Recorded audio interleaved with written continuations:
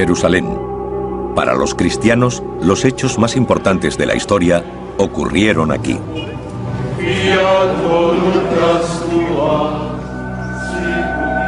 La Biblia dice que esta es la ciudad donde vivió Jesús sus últimos días y donde fue crucificado. Lo que ocurrió aquí cambió el mundo. 2000 años después, la ciudad también ha cambiado. Destruida y reconstruida más de 20 veces en otros tantos siglos. Solo quedan fragmentos, rastros y ruinas de la ciudad que conocería Jesús. Ahora, gracias a décadas de investigación, podemos revelar cómo habría sido con modelos gráficos en 3 dimensiones. Las calles y puertas por las que pudo caminar. La compleja red de abastecimiento de agua que sació la sed de esta desértica ciudad. Las piscinas donde, según algunos, Jesús hizo milagros. El complejo del templo, el corazón de la ciudad y de la fe judía, donde Jesús enseñó y oró. Una extraordinaria obra de ingeniería arrasada casi al mismo tiempo que se terminó.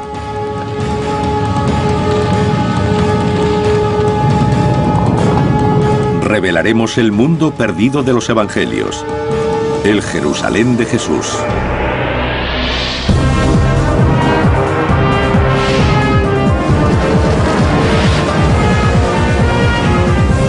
Mundos perdidos, el Jerusalén de Jesús.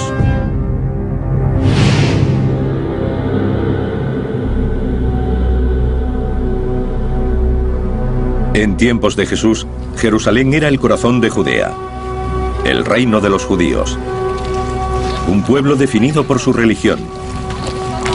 Para ellos, era el lugar más importante del mundo.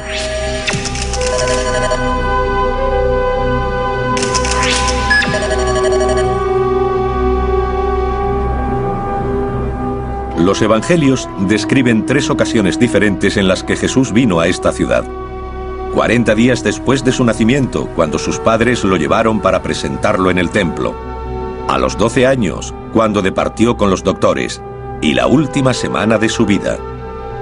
Entró triunfante en la ciudad y salió para morir en la cruz.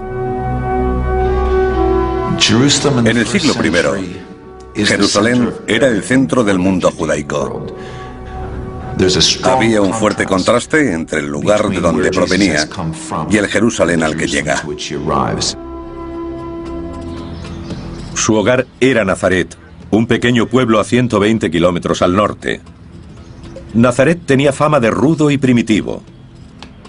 Todo lo contrario a Jerusalén. Llegaba del campo a la ciudad. Cuando Jesús entró por primera vez en Jerusalén, debió quedarse sobrecogido por esa construcción enorme, en comparación con lo que había alrededor. Esta edificación es el Monte del Templo. Para los investigadores que intentan reconstruir el aspecto de la ciudad en el siglo I, supone un desafío singular. La mayor parte desapareció al ser destruido décadas después de la muerte de Jesús por el ejército romano. Y como es lugar sagrado para 3 de las grandes religiones del mundo, el judaísmo, el cristianismo y el islam, no se han permitido las excavaciones desde hace más de 150 años. Sin embargo, a través de un trabajo detectivesco y el estudio de documentos antiguos, ahora es posible reconstruir el Monte del Templo como Jesús lo conoció y descubrir los secretos de su construcción. Fue idea de Herodes el Grande, rey de Judea en la época del nacimiento de Jesús. Los logros de Herodes siempre se verán ensombrecidos por lo que de él se escribe en la Biblia. Ordenó la matanza de los recién nacidos, intentando acabar con Jesús. Herodes tiene muy mala fama en la historia, pero fue un hábil administrador y un constructor visionario. No solo por lo que hizo por agrandar el templo y el monte del templo, También construyó la extraordinaria fortaleza de Masada y el palacio de Herodes. Quería ser recordado. Quería ser Herodes el Grande. El mundo en el que vivió Jesús fue organizado por el que quiso matarlo. Hacia el año 15 a.C., Herodes había decidido construir un nuevo templo, mucho más grande que el que había. Triplicaría el tamaño del existente para cubrir una extensión equivalente a 25 campos de fútbol.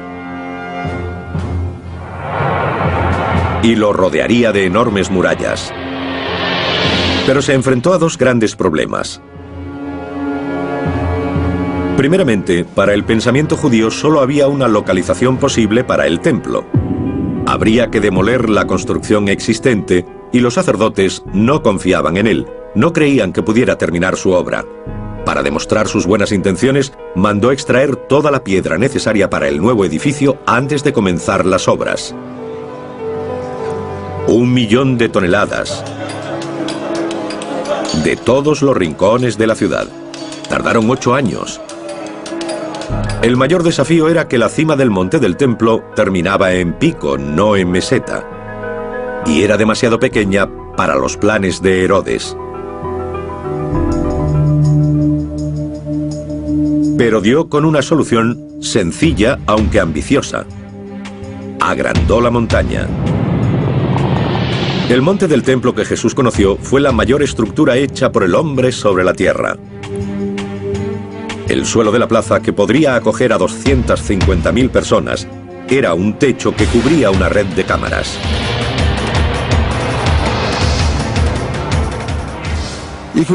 En el monte del templo actual vemos una gran zona lisa nivelada, pero está construida artificialmente. Hay una montaña oculta en el centro. La montaña sería así, y lo que se añadió es suelo suspendido hasta aquí, sostenido por murallas en los extremos. ¿Cómo se suspende un suelo así? Con multitud de arcos y cámaras debajo. En el extremo suroeste del monte del templo hay 4 niveles de arcos que forman salas abovedadas. Cada arco mide 6 metros de ancho por 6 de alto. Esta técnica arquitectónica era bien conocida en la época de Herodes. Los romanos la usaron profusamente.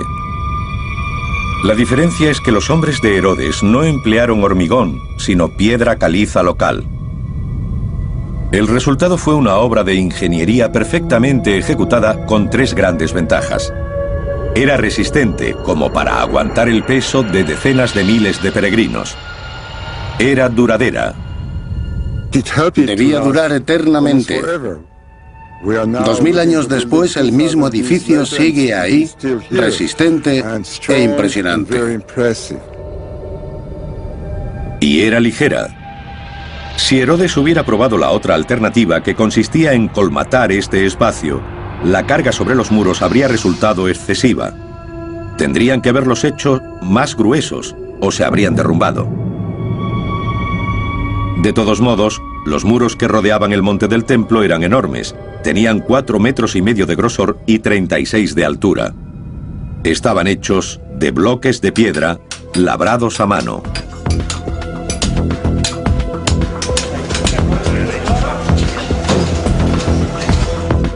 El monte del templo tiene 1,5 kilómetros de circunferencia.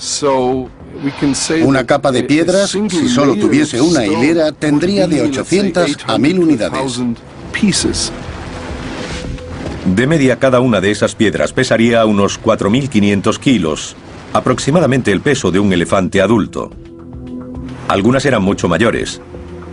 Los arqueólogos han localizado el bloque más grande usado en la construcción del monte. Se encuentra en lo que se conocen como los túneles rabínicos. Ahora enterrado por 2000 años de evolución y cambios, en la época de Jesús estaba a la vista, al nivel de la calle. La doctora Jody Magnes es una experta mundial en la arquitectura del Jerusalén de Jesús.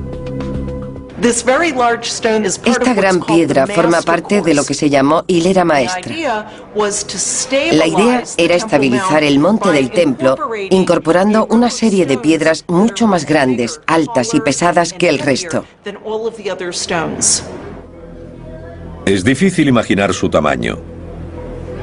Es 20 veces mayor que los bloques más grandes usados en la construcción de las pirámides de Egipto. Tiene 12 metros de largo y 3 de alto, y pesa más de 400 toneladas. Jesús o cualquier otro visitante de Jerusalén se encontraría ante una edificación de gran escala. Y los constructores de Herodes la abordaron con gran ingenio y destreza. Cada hilera de piedras está ligeramente retrasada, ligeramente compensada con la de abajo. Esto da estabilidad a las partes más bajas de los muros, necesaria para llevar el peso arriba. Y eso crea, o debería decir, corrige una ilusión óptica. Si las piedras se hubieran dispuesto exactamente unas encima de otras, la construcción es tan monumental que habría parecido inclinarse hacia el exterior. Esto hace que parezca que el muro es recto. Los canteros fueron tan hábiles que el espacio entre las piedras es casi nulo. Shimon Gibson nos demuestra su pericia. Encajaron las piezas perfectamente. Los canteros fueron tan exactos que si pongo un billete de $50 aquí consigo que no se caiga. Pero solo eso, porque no entra.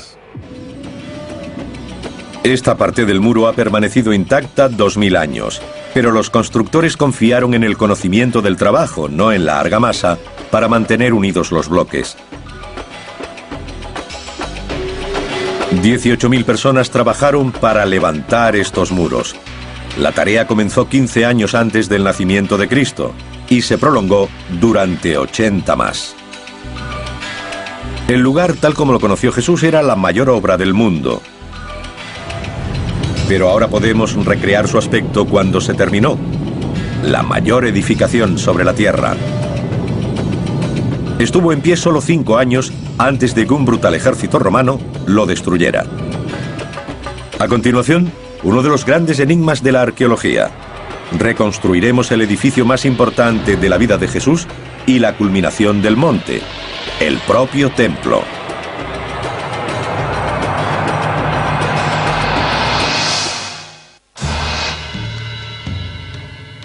Según el Evangelio de San Marcos, Jesús señaló hacia el monte del templo de Jerusalén y dijo: ¿Veis estos grandes edificios? No quedará piedra sobre piedra que no sea derribada. 40 años después, estas palabras demostraron ser proféticas. El ejército romano, aplastando una revuelta judía, destruyó el templo. Para los investigadores actuales, el resultado es uno de los retos más seductores de la arqueología bíblica: recrear el templo como se alzaba en medio del monte. Se ha necesitado el trabajo de generaciones de científicos y eruditos para construir una imagen de lo que Jesús habría visto cuando llegó aquí. Al entrar en el monte del templo, cruzaría una serie de patios o espacios abiertos.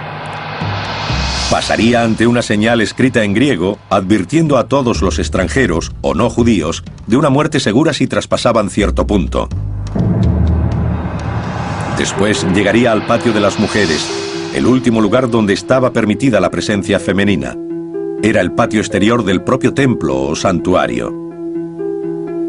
Al subir 15 peldaños semicirculares, llegaría a la Puerta Bella, que llevaba al patio de Israel, abierto solo para judíos varones purificados según el ritual. Jesús no podía haber pasado de ese punto porque solo los sacerdotes podían entrar en el templo. Al Sancta Sanctorum, en la parte trasera del templo, solo podía entrar el sumo sacerdote una vez al año, el día de la expiación.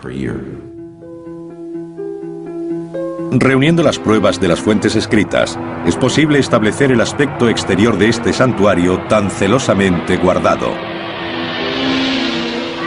Los arqueólogos han calculado su altura comparándolo con la edificación existente en la actualidad, la cúpula de la roca musulmana.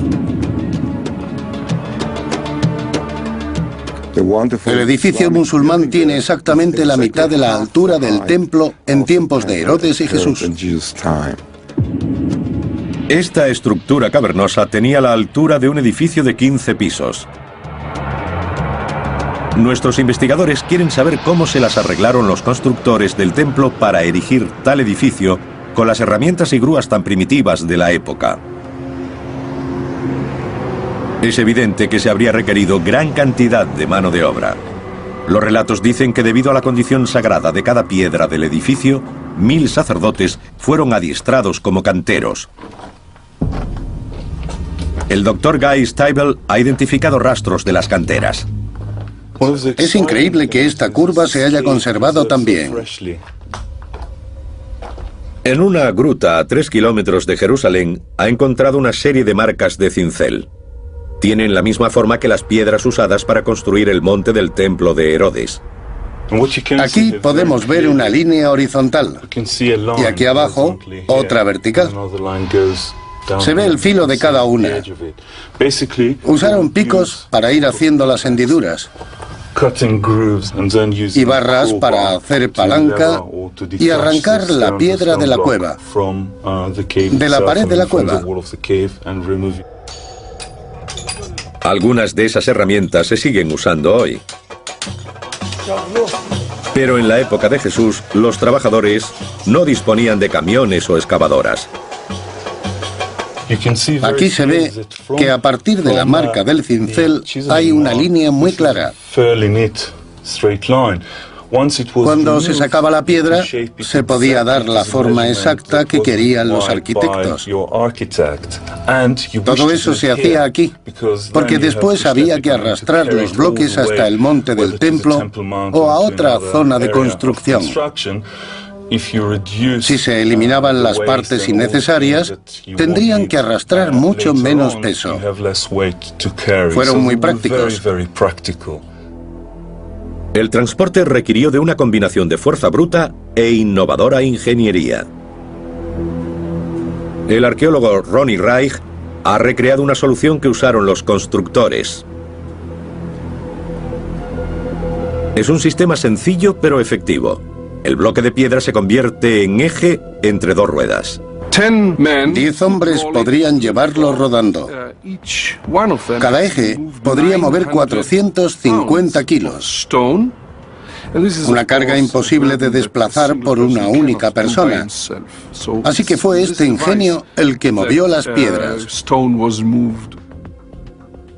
Una vez trasladadas, todavía quedaba colocarlas en el lugar indicado. Cada bloque pesaba aproximadamente 10 toneladas. Se usaron sencillas grúas para elevarlas. Hemos construido un bípode con cuerdas y poleas. Las cuerdas se pueden mover con palancas. 8 personas pueden subir esta piedra a 1, 2 o 3 metros de altura y dejarla en su sitio suavemente. El resultado final sería majestuoso. Pero hay algo de misterio en la construcción del templo. El escritor Josefo dice que el templo estaba cubierto de mármol y oro y que desde lejos parecía una montaña cubierta de nieve brillando al sol. Algunos investigadores modernos lo encuentran difícil de creer. La razón es que no había mármol en Israel, en la antigua Palestina. No existía. Tendría que haber sido importado de otros lugares como Turquía o Grecia, y hay muy poco mármol importado durante la época de Jesús. Fue mucho después cuando empezó a traerse en cantidades importantes. Hillel Geba puede haber encontrado la respuesta.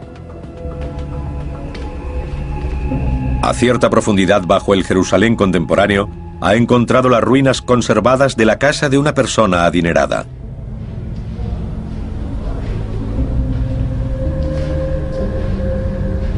Los muros y techos están cubiertos de complejos dibujos. Y estos muestran que los constructores de Jerusalén trabajaron el yeso creando la ilusión de que era piedra. Este muro ha sido tallado para imitar los bloques que conformaron los muros del monte del templo. Esta es una imitación en escayola de la construcción de grandes bloques. Cada bloque tenía un marco. Está en blanco, sin decoración, pero hay otros ejemplos que la tienen. Parece posible que en la fachada del santuario se usara una ingeniosa técnica. En mi opinión, cuando nuestras fuentes describen el templo con mármol o cubierto de mármol, lo que realmente quieren decir es que el edificio estaba hecho de una brillante piedra blanca, o quizá de piedra cubierta de estuco brillante. Ahora podemos mostrar el templo como habría sido cuando vivió Jesús. El punto central de la ciudad, blanco y oro, con columnas de humo elevándose desde los altares de los sacrificios. El edificio fue un imán para creyentes de todo el Oriente Próximo. Cuando Jesús llegó a Jerusalén para su última Pascua, pudo haber más de 200.000 visitantes. Jerusalén tenía que acogerlos. Mientras los peregrinos se ocupaban de sus asuntos espirituales, la vida diaria de esta desértica ciudad estaba dictada por algo mucho más básico: la necesidad de agua.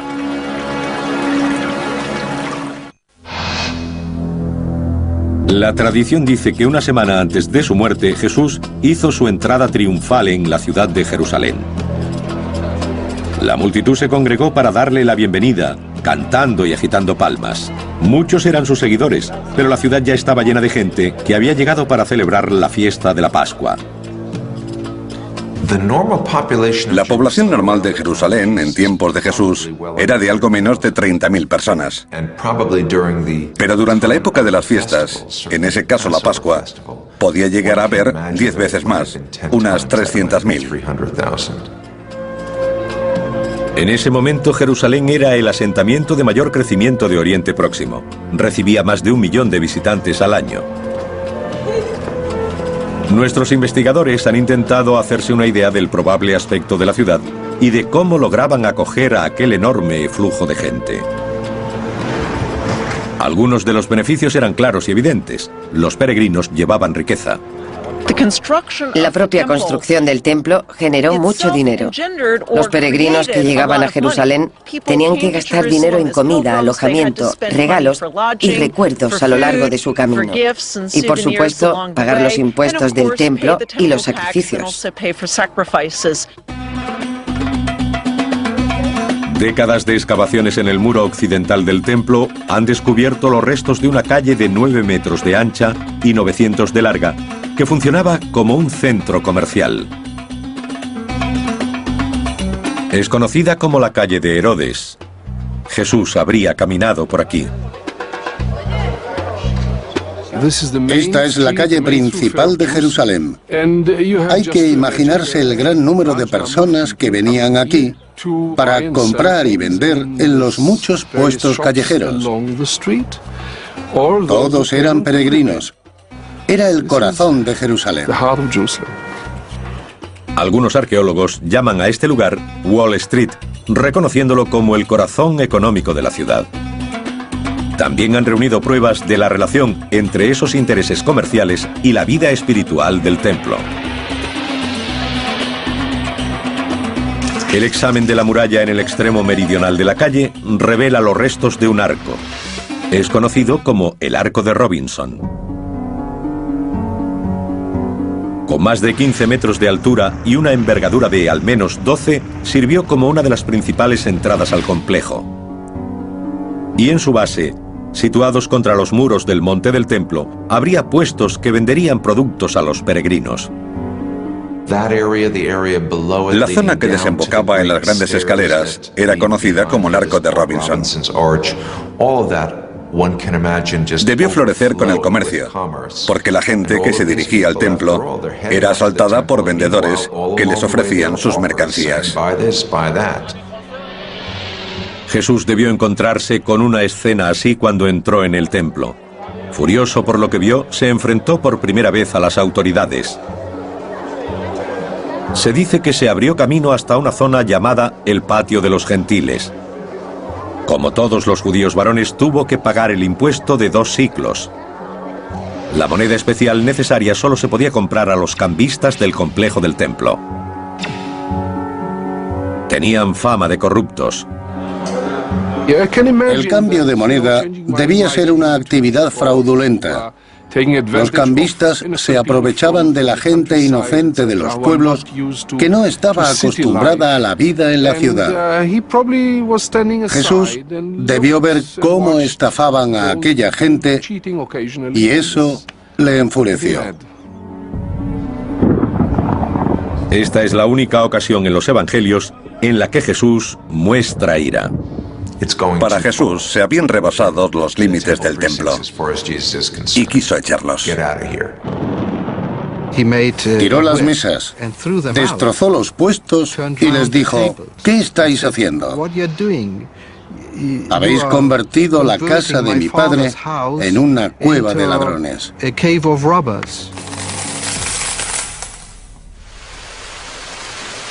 Los peregrinos proporcionaban ingresos a la ciudad, pero también tenían que recibir cosas a cambio, y el recurso más valioso de Jerusalén era el agua. Jerusalén era y es una ciudad desértica. Está a 760 metros sobre el nivel del mar. El río más cercano está a 40 kilómetros de distancia. ¿De dónde conseguían esos miles y miles de personas agua para beber? Había 30 cisternas de agua de lluvia repartidas por la ciudad. La más grande albergaba un volumen equivalente a 20 piscinas olímpicas, y aún así apenas se cubría la demanda. Debían congregarse alrededor de las cisternas. Esperaban su turno porque había poca agua y muchos peregrinos. La gente no solo necesitaba agua para uso doméstico. Necesitaban una cantidad enorme para las purificaciones. Tenían que estar puros para subir al templo y visitarlo. Como parte de sus prácticas religiosas diarias y especialmente antes de ir al templo, todos los judíos debían lavarse en lo que se llamaba agua viva. Jerusalén tenía muchas piscinas diseñadas para este propósito llamadas mikvas. En la más grande y frecuentada, la piscina de Siloé, fue donde Jesús hizo uno de sus últimos milagros. El Evangelio de San Juan nos dice que Jesús curó a un ciego. Cogió tierra del suelo, escupió, le untó el lodo en los ojos y le dijo: ve y lávate en la piscina de Siloé. Un descubrimiento fortuito durante unos trabajos de ingeniería en una tubería cercana llevó a Ronnie Reich a localizar el lugar exacto de la piscina y a comprender lo grande que era. Alimentada por uno de los manantiales de Jerusalén a través de un túnel de 500 metros, habría cubierto cerca de 2.000 metros cuadrados.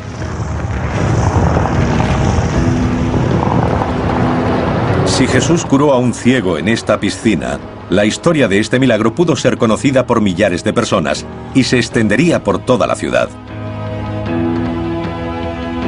Fue un desafío público a las autoridades de Jerusalén.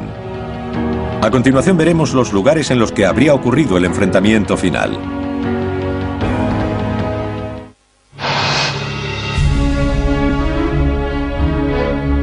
A medida que investigadores, arqueólogos y eruditos bíblicos intentan comprender la metrópolis que fue Jerusalén en tiempos de Jesús, emerge una imagen extraordinaria. Esta es una ciudad desértica obsesionada con el agua, donde los asuntos espirituales rigen todos los aspectos de la vida diaria, donde la ingeniería práctica e innovadora se da la mano con el misticismo, donde en las festividades religiosas la multitud se congrega en puntos claves de la ciudad. Shimon Gibson ha formado parte del equipo que intenta desentrañar y recrear el lugar más intrigante: la piscina de Betesda. Situada al norte del templo, fue el lugar donde, según el Evangelio de San Juan, Jesús le dijo a un paralítico: levántate y anda.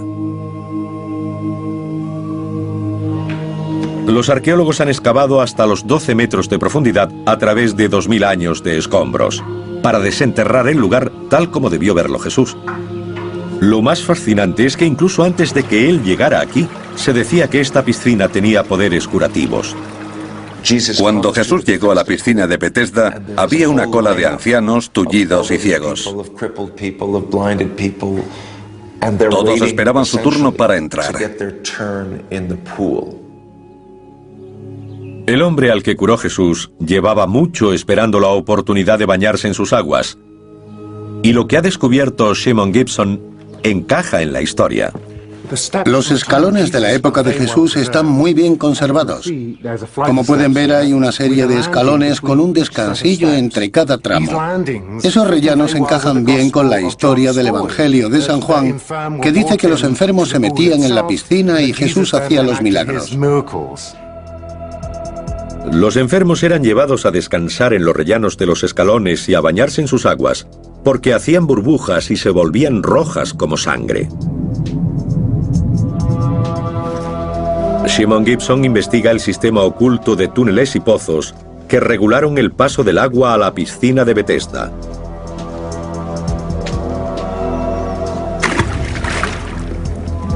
Esto era lo que producía el famoso burbujeo. Esta es la zona de las compuertas. Hay dos aberturas, una más grande arriba y otra más pequeña en el fondo. Las compuertas controlaban de manera precisa la profundidad del agua de la piscina. Se podía acceder a ellas a través de un pozo vertical de 15 metros abierto en la roca. Voy a ver si puedo.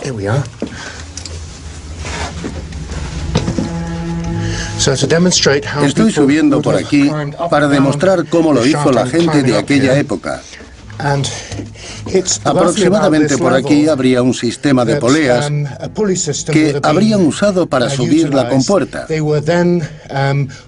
Un duro trabajo, pero fue un sistema ingenioso. Shimon también ha encontrado una explicación a la aparente presencia de sangre en el agua. En esta roca se ve una fisura y en ella hay tierra rojiza. Dentro del muro del túnel cortado entre las dos piscinas es incluso más roja. Cuando el agua pasaba hacia la piscina septentrional, los que se metían para purificarse pensarían que era sangre lo que salía del agua. Al mismo tiempo, el monte del templo rebosaba con sangre de verdad, porque cuando un peregrino ya estaba purificado, su siguiente obligación era ofrecer el sacrificio de un animal.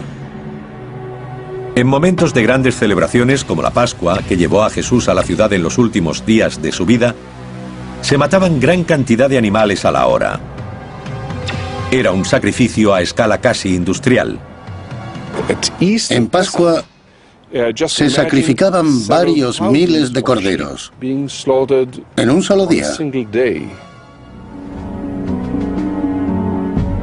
Este es el entorno de los últimos días de Jesús. Tenemos una imagen clara de cómo era Jerusalén en la época en la que fue detenido, juzgado y condenado. Pero muchos quieren saber aún más.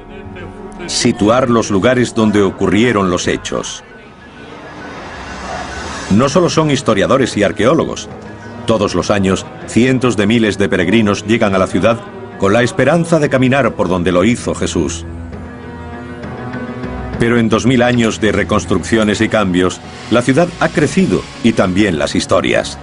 Se ha hecho difícil separar la realidad del mito. Un claro ejemplo es el lugar donde Jesús hizo su última cena. Desde entonces, el modo en que partió el pan dio lugar a la comunión en las misas cristianas. Y por eso viene tanta gente a esta sala, la Senecal o habitación superior en el monte Sión, porque muchos creen que ocurrió aquí.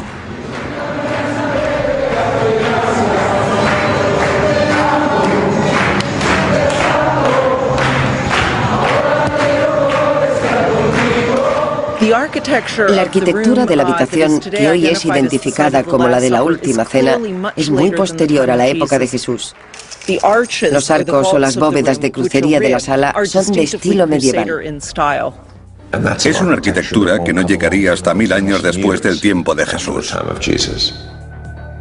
Estos techos abovedados pertenecen al siglo XII, cuando los ejércitos cruzados europeos luchaban con las fuerzas musulmanas por el control de Tierra Santa. No tenemos pruebas arqueológicas de que la última cena se celebrara en esta sala, ni siquiera en la zona donde está situada. Es la tradición que ha identificado el lugar como escenario de la última cena. En este lugar se alzó una de las primeras iglesias cristianas, pero también hay una mezquita y acoge otros edificios. Es posible que la última cena se celebrara en una casa particular de Jerusalén. Habría tenido un aspecto completamente diferente del de la iglesia. Habría sido en una casa normal. El techo habría tenido sencillas vigas de madera y no habría arcos y bóvedas como las que vemos hoy.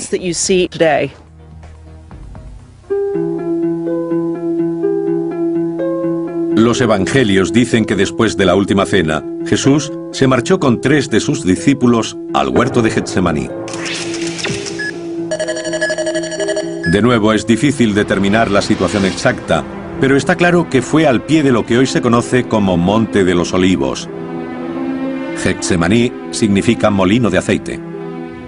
El huerto de Getsemaní parece ser un pequeño recinto situado en la parte superior de lo que conocemos como Monte de los Olivos, al noreste del templo, al noreste de la ciudad.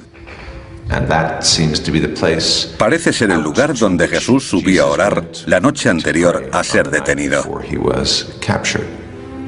Tras una noche de oración, fue apresado por hombres que actuaban en nombre de las autoridades del templo. Jesús fue prendido en el huerto de Getsemaní antes del amanecer, en la hora más oscura antes del amanecer. La pregunta es, ¿dónde fue llevado? Este es el gran desafío de los investigadores: trazar la secuencia de los hechos conocidos como la Pasión de Cristo. 2000 años después intentarán reconstruir los pasos que llevaron a Jesús hasta su crucifixión.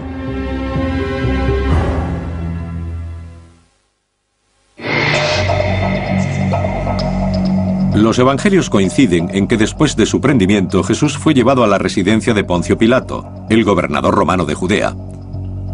Esto tiene sentido histórico. El Imperio Romano ejercía un férreo control sobre la ciudad.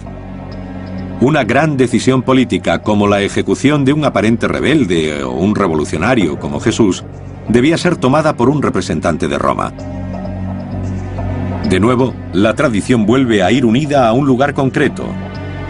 En este caso, a donde Jesús fue azotado, sometido a escarnio y sentenciado. Generaciones de peregrinos han creído que ocurrió en la Fortaleza Antonia. Era el cuartel general de la guarnición romana destacada en Jerusalén. Ahora queda poco de ella, pero los investigadores han logrado reconstruirla a partir de textos antiguos. Situada en la esquina nordeste del templo, era una construcción con forma de bloque con 4 enormes torres, cada una de 15 metros de altura. La fuerte dominación romana hizo que la fortaleza Antonia quedara asociada a Pilato y al juicio de Jesús. Hoy apenas queda nada. Buscando pruebas, Jody Magnes se dirige a una zona pavimentada identificada como el Litostratos, supuestamente unida a la fortaleza y al lugar donde Jesús fue coronado de espinas. El Litostratos es mencionado en los Evangelios como el lugar donde Jesús fue sentenciado a muerte por Poncio Pilato. Los peregrinos cristianos que llegan a Jerusalén veneran este lugar. El problema es que la ciencia no respalda esta versión de la historia tradicional. De hecho, gracias a la arqueología, sabemos que este pavimento no existió en tiempos de Jesús. Se hizo después, en el siglo II, por orden del emperador Adriano, como parte de un mercado que construyó aquí. Durante siglos, los peregrinos han recorrido un camino que comienza en la fortaleza Antonia, por el que Jesús debió llevar la cruz. Es la llamada Vía Dolorosa. Por tradición hemos adoptado 14 estaciones en las que la gente se detiene para recordar lo que sufrió Jesús.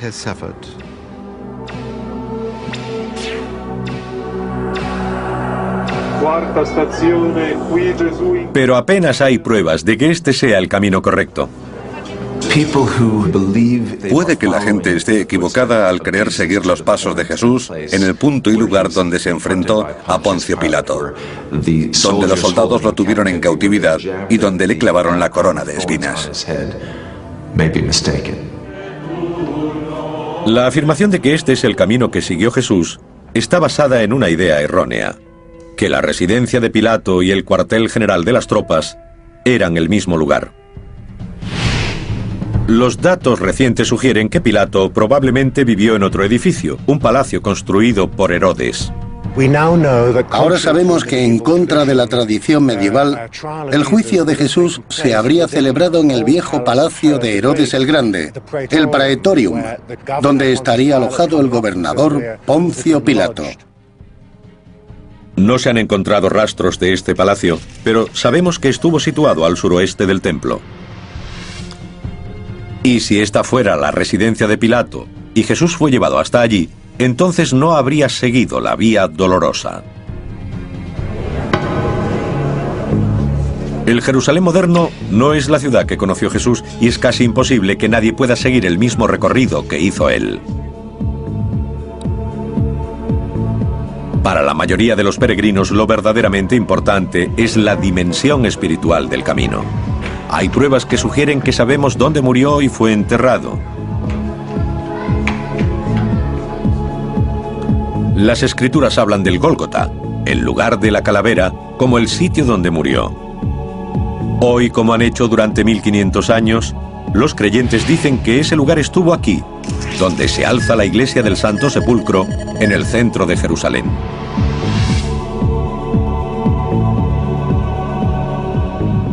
Se cree que este lugar fue convertido en iglesia 300 años después de la muerte de Jesús. Pero algunos eruditos dicen que no podría haber sido el lugar de la muerte y entierro de Jesús, porque el Evangelio afirma que esos hechos ocurrieron a extramuros, ya que la ley judía prohibía la ejecución o enterramiento dentro de la ciudad. Jerusalén era diferente entonces. El Gólgota estaba fuera de la ciudad en la época de Jesús, pero ahora está dentro de los límites de la ciudad.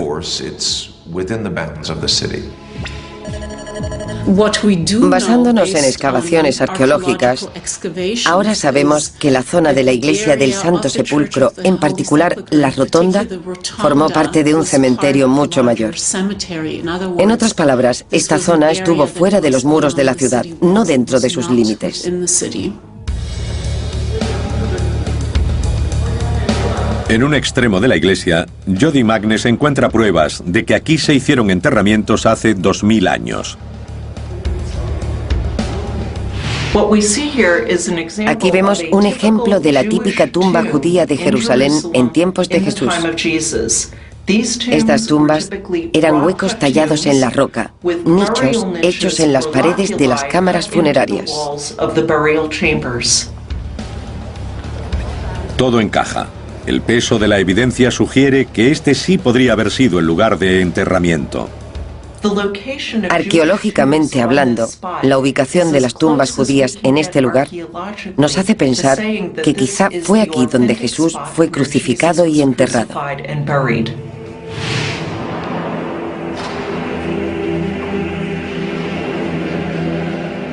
Jerusalén es una ciudad extraordinaria y podemos recrear una detallada imagen de cómo fue hace 2000 años.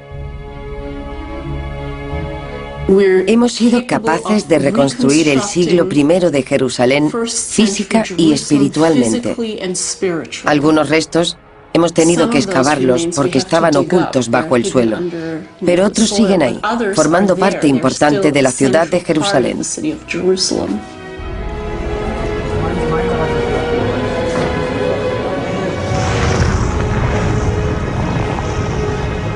Reconstruyéndola, hemos conseguido una imagen de un tiempo y una vida que sea cual sea nuestra religión, tuvo un importante papel en la forja de nuestro mundo.